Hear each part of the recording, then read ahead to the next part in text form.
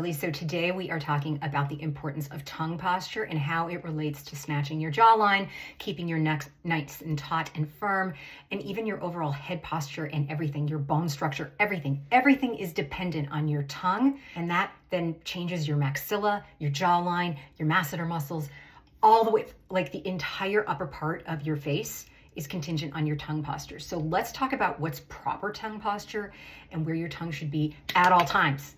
At all times, unless you are talking or eating. If your mouth is closed right now, your tongue needs to be pressed up against the roof of your mouth, gently pressing on your teeth, pushing them forward.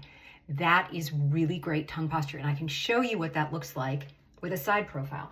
I want you to pay attention to my neck area. I'm going to do it incorrectly and then wait and look for the moment when I correct it.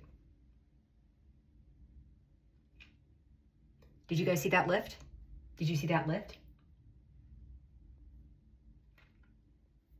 That is because I moved my tongue from floating in my mouth or being on the bottom of my palate all the way up to the top, pressing in the roof of my mouth.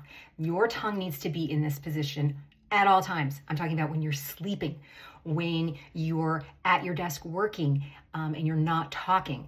At any given moment, when your lips are together, your tongue needs to be pressed up against the roof of your mouth.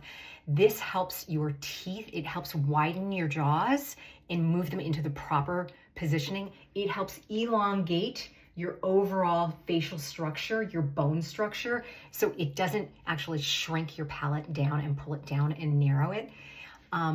And it helps with your breathing. It helps with your forehead muscles. I mean, the whole thing. It's so important.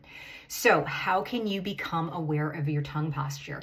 Well, you can just start by paying attention when you are not speaking, when you are listening to a video like this one right now. Where is your tongue? If it's not pressed up against the roof of your mouth, it needs to be. And you need to just start to trigger that muscle memory. Your tongue is a muscle.